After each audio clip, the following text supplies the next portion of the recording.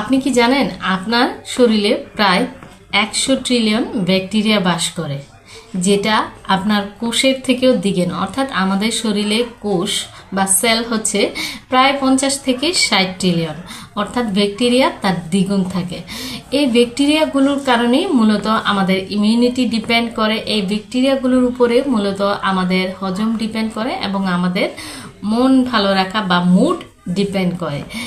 আজকে কথা বলবো তো এই 100 ট্রিলিয়ন ব্যাকটেরিয়া বাস করে মূলত আপনার বিগ ইন্টেস্টাইনে। তো এই ব্যাকটেরিয়াগুলো একটা ইকোসিস্টেমের মাধ্যমে চলে, অর্থাৎ এখানে গুড ব্যাকটেরিয়ার পরিমাণ বেশি থাকবে এবং ব্যাড ব্যাকটেরিয়ার পরিমাণ বেশি কম থাকবে। কোনো কারণে এই ইকোসিস্টেমটা যদি ইমব্যালেন্স হয়, সেক্ষেত্রে আপনার সেরোটোনিন প্রোডাকশন হবে না, আর সেরোটোনিনের কারণে মূলত আমাদের মন ভালো থাকে। সেক্ষেত্রে আপনার মন ভালো থাকবে না। আর যদি ইমিউনিটি সেল তৈরি না করে, আমাদের শরীরের 70% ইমিউনিটি সেল তৈরি হচ্ছে আমাদের বিগ ইন্টেস্টাইন থেকে। অর্থাৎ যদি আপনার গাট হেলথ ভালো না থাকে, সেক্ষেত্রে আপনার ইমিউনিটি সেল তৈরি হবে না এবং আপনি ঘন ঘন অসুস্থ হবেন। এছাড়াও আপনার হজম বা বিভিন্ন ধরনের ভিটামিনস তৈরি হয় হচ্ছে আমাদের গাটে বা আমাদের বিগ ইন্টেস্টাইনে।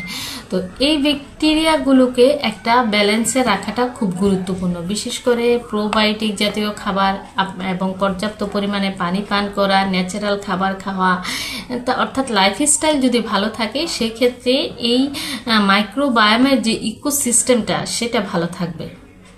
তো এটাই চেষ্টা করুন আপনার এই মাইক্রোবায়োমের যে ইকোসিস্টেমটা সেটা ভালো রাখতে। এমনিতেই আপনি ভালো থাকবেন, আপনার ইমিউনিটি ভালো থাকবে, ওজন নিয়ন্ত্রণে থাকবে, আপনি সুস্থ থাকবেন এবং আপনার মন ভালো থাকবে। এই ধরনের স্বাস্থ্য টিপস পেতে আমাদের সাথে থাকুন, আমাদের চ্যানেলটিকে সাবস্ক্রাইব করে পাশে থাকুন।